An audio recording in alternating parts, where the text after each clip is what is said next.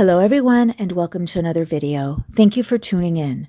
So as we know, Foodie Beauty is in Syria, and the day that she turned up there, I was actually in the process of making a specific video, which is probably even more applicable today, given the fact that she has now been live for several hours, and some interesting things have been said. Now, I'll get into the details in a moment, but specifically what we will be talking about today is why she ended up in Syria to begin with. I don't think it really has to do with the fact that she misses Salah like she would like us all to believe. I think that there's another reason. So let's get to it. Now, there have been several theories that have been thrown about as to why she ended up in Syria to begin with. Some say that she wanted to continue the farce that she is a married woman in a real marriage. Others have said that perhaps it is because she doesn't like the idea of Salah being anywhere alone where he could have relations with other women, that she needs to keep an eye on him. There's also the theory that perhaps she went there to bring Julia back to Canada. My theory, and what I was making a video about, was that Foodie Beauty realized that she cannot live on her own because she lacks adaptive functioning. She also lacks social functioning. So what do I mean by this? According to Dr. Google, adaptive functioning refers to an individual's ability to effectively manage everyday tasks and social situations. It encompasses the skills needed to live independently and interact well with others, including conceptual, social, and practical skills. These skills are crucial for daily living, such as dressing, eating, working, and socializing, and they help individuals function in their environments.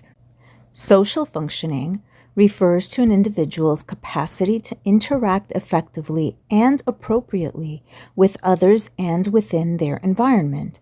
It encompasses a range of abilities, including communication, social interaction, and fulfilling social roles. Essentially, it's about how well a person navigates the social world and meets the expectations placed upon them by themselves, their community, and society. Let me put this into girl world terms. Cutie needed a caregiver, and so she went to Syria to rehire her last one. Salah did not want her there. In fact, he told her not to come. But Cutie, in her desperate need to be taken care of because she cannot take care of herself, and because of the mess that she got herself into with her apartment, which we will get to in a moment, she decided that she was going to Syria and she was going immediately. Now, in the live stream that Foodie just completed, as I'm in the process of filming this, Salah sounds terrible. He sounds very angry. He sounds upset. He is not happy with the entire situation. And he flat out tells her that he advised her not to come, and that if it wasn't for her, he would not have rented the place where they are currently living, that he needed extra time. And in that time, if he had 1 month to prepare, he would have prepared his family home. He would have gotten solar panels for that family home, and that he would have set the entire thing up with furniture. Tomorrow morning. We don't have hot water though, but I don't care. I don't want a hot shower. You don't want to be with them. I know, but I want to be with you. And you lost the challenge by the way of complaining every single minute. No, I didn't. When? Many times. You complain more than me. Yeah, I complain because I know See the roster? I only complained once. He's confirming my... I only complained once because you paid a lot to live here and the fridge wasn't working, so we didn't have a fridge. That's what I complained about. I wouldn't come here. If you're not here, I wouldn't rent this. Yeah, I know you did it for me. This is sleepy. Are you stressed out?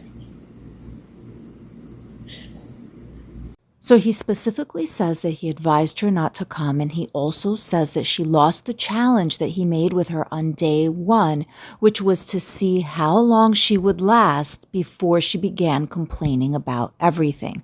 So it sounds like when the camera's not on that she is complaining about everything.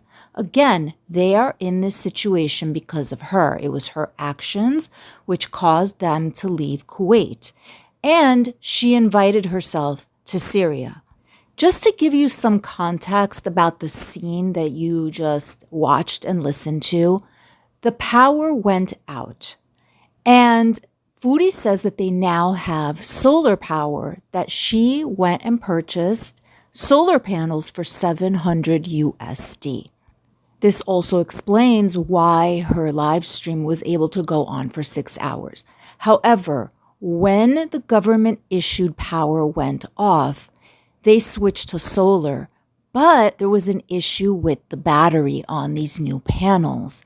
So Salah was trying to switch out batteries, and he was doing something with the outlets, and he was very, very tired. He was staying up in order to keep the power going so that she could keep her live stream going. That's why he sounds the way that he does. So if not for her, he would have been sleeping. So he is very annoyed by her presence and by the situation that is occurring in this very moment. She, however, mocks him at the end. She's laughing and saying, "Are you stressed?" Meanwhile, he's the one who's keeping her whole production going. Now, Salah has more to say, much more to say, and we are going to have a listen. But something to keep in mind. So Salah was possibly living with family members, either in an apartment or a house, and his goal was to fix up his own family's house and get it to a point where he could live there. Here comes Foodie, and he is forced to rent an apartment, which he does not want to do. He had plans, and Foodie messed with those plans. Listen to his tone, and if you are able to, if you are in front of your screen, watch her face and her expressions when he speaks. So, Salah, you sacrificed a lot. You do a lot for her. Your love is an understatement. Yeah, because I was like, because we had plans like in place, kind of, but they would take a while. Like we would be apart for a little while, and I just, I was so depressed. You guys know I was complaining in my live streams, and then after that happened and the doxing, I was like looking at crummy apartments and like, do I really want to live this life? Like, do I really want to go and see him? And so I was like, okay, please, can you get us a place? And Salah, like crazy for you, can you help?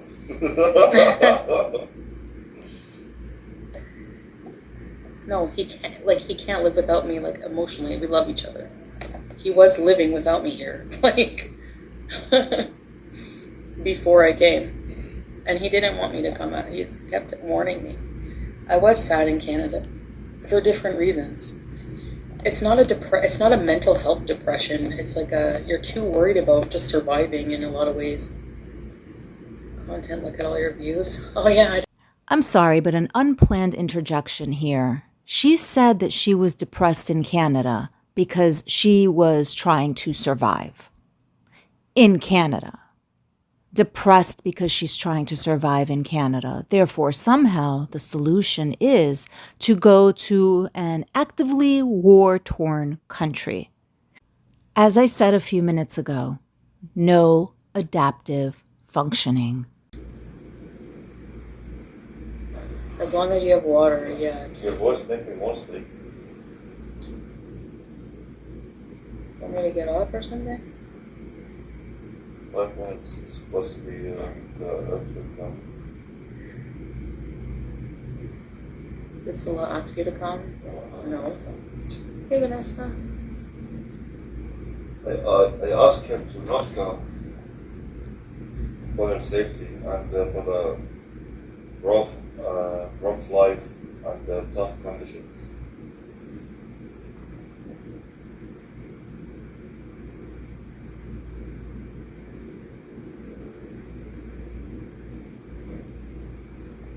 Hey, teddy bear. Most Western people, happiness depends on consumerism. Exactly. I should maybe have given him more time. I didn't have time. I had to leave before like the first of the month. I didn't want to. I told him, give me 1 month at least to set everything up. I didn't have friggin' time. Hey, Nina.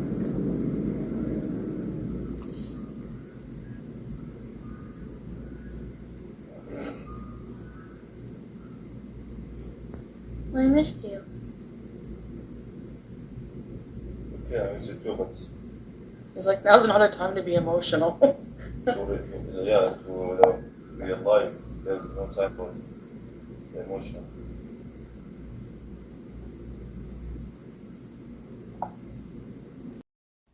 He is very straightforward and explicit. He says, I asked her not to come, and then he lists his reasons.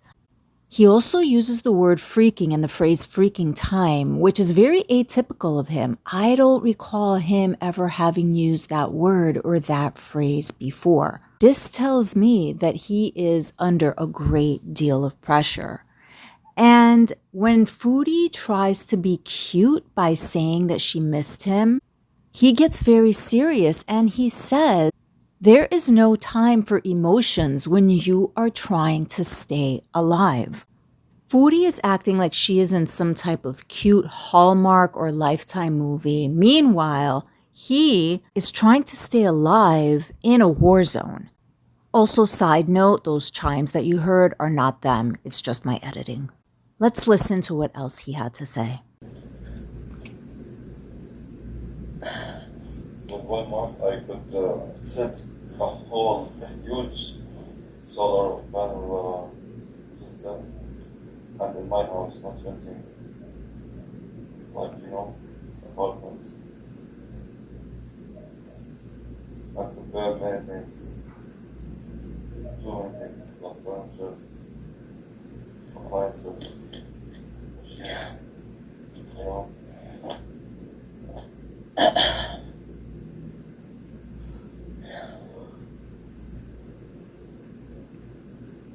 Utilities and Wi-Fi, for example.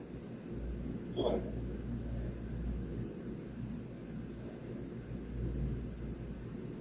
Can't get rid of me that easy. You always talk about the emotions. Must be real life.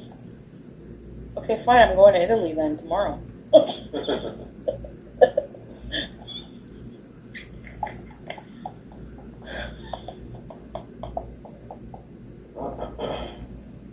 Should have listened to Slow. Maybe.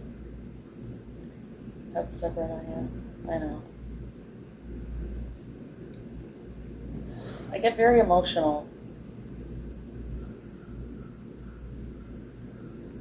He can, Zoe. He can go to Canada. It's just not. It's not a fast process. Immigrating to Canada. You know. Especially with them limiting that right now. So we can't go to my home, so I came to his. We could go other places together, which maybe you'll freak out and eventually want to do that, right? But I don't think so. You really want to be in your family home. It's yours. So we hear him again going on and on about how if he had 1 month, he could have installed the large solar panels and not the ones that they got for the apartment. But there's something weird to what we just listened to. Why is she telling him that he might freak out and want to move? That's very odd considering the fact that he's the one with ties to Syria and not her, when she's the one who should be freaking out. And in fact, she does right after this clip that we just saw, because there was a group of dogs running the streets and barking. But I found that very peculiar. There's something else that's going on here. Why would he freak out and want to leave Syria? There's something in the dark here, and it's not just Foodie sitting there without the electricity on. The other standout thing is that she essentially tells him that he can't get rid of her. She invited herself over there and she's going to stay as long as she can, and she's going to leave whenever she wants to leave. He has no say in this entire situation, which is why he sounds the way that he does. Now, she makes a point of saying that she could not give him the 1 month, which would have allowed him to set everything up in the house and get ready. She couldn't give him that time because she had to leave immediately.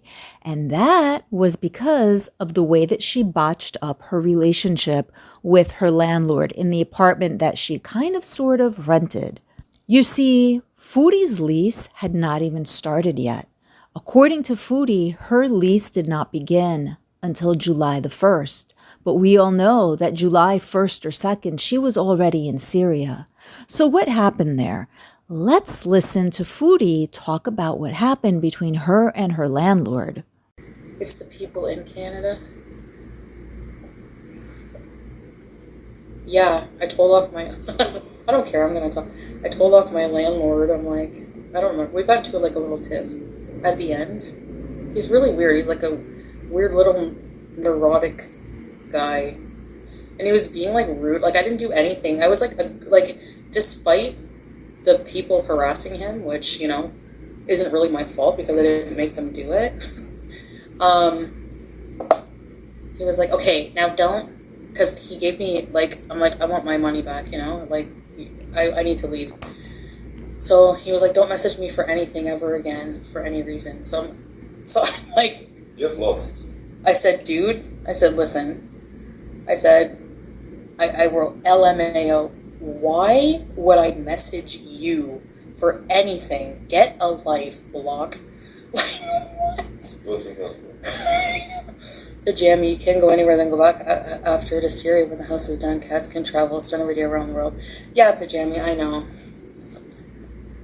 True, thank you. Meow, meow. We all have different ideas of what we need for a happy life. Your decisions are yours. Others are others. I haven't forgiven you. I passed the UK, by the way. Thank you, meow, meow.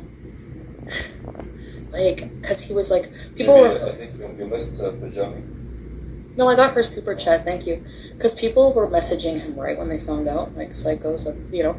So I was like, saying that I was dirty in the villa and all that. So he's like, people were telling me about Orleans. And I was like, I'm like, oh great. I'm like, right away, I'm like, here's some tea. So he was like, I'm like, listen, that was like 3 years ago. I have not been a bad tenant to you currently. I don't need to like, you know, like, you know what I mean? So,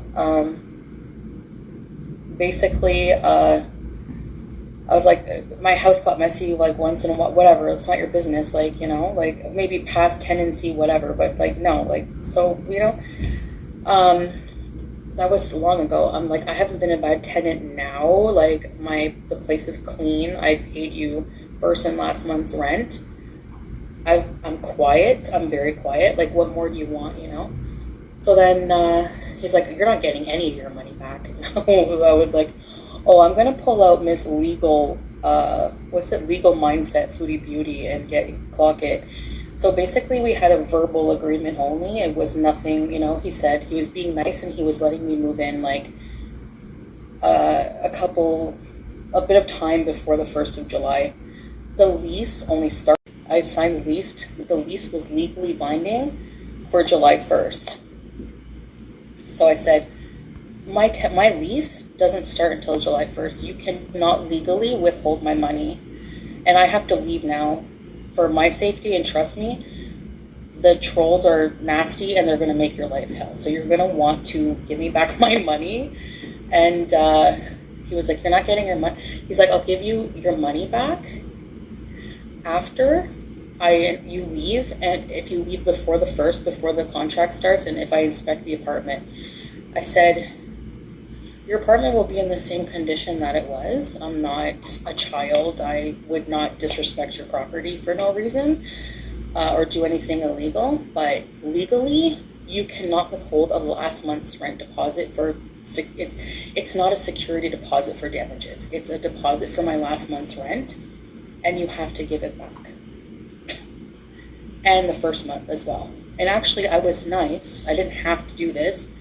I thought it was right to give him a chunk of the first month's rent that I paid for the first, because I stayed there for a while. Like, I'm not going to stay there completely for free. So that's the tea with that guy. Anyway, he was weird right from the get. Like, when I was communicating with him at first, he was using like a troll picture, like on, not his actual picture, which I guess, I don't know, I can understand that. But he was just really like picky about every little thing. Like, I'd never want to live in a place again where the landlord lives in the same building, because they nitpick every little thing. Like, he's saying the air conditioner wasn't installed properly, that there's going to be bats coming in. He was like super neurotic, and like, I don't know. I'm so glad I'm out of there, man. So the landlord didn't have concerns about her smoking, nor about the cat. By the way, Foodie, where is Smokey? We have not forgotten. The landlord instead had concerns because he found out that she was a terrible tenant at the villa. It's funny how she likes to think or pretend that the villa was a long time ago. I guess timing is based on what is convenient to her. But as we know, in Kuwait, she wasn't a good roommate either. We know Salah told us that she would leave bottles all over the place. She has a history of being a bad tenant and a bad roommate. But it's even funnier that she tells the landlord that she has been a good tenant for him. She was only there, 3 days, 4 days before she decided to get up and leave and go to Syria. So Foodie tries to strong-arm the landlord, realizes that she cannot take care of herself and needs a caretaker, and decides to go to Syria whether Salah is in agreement or not give him the requested time that he needed in order to set up the house, and on top of it all, being the uninvited guest that she is, she sits there all day complaining about everything, as if somebody forced her to be there. Talk about nerve. This whole Syria arc, no matter how long it lasts, is about Foodie fulfilling her own selfish needs. Her so-called depression about thinking about how to survive while in Canada should be an insult to all of the people of Syria, including Salah, people who actually have to think about how to survive day to day. And one final note, there were many in her chat during this 6-hour stream who were bringing up the possibility of her being kidnapped as a Canadian in Syria. It seems to me that Foodie is the one who has taken a hostage. So that is all I have for you right now. Thank you once again for listening, and until the next one.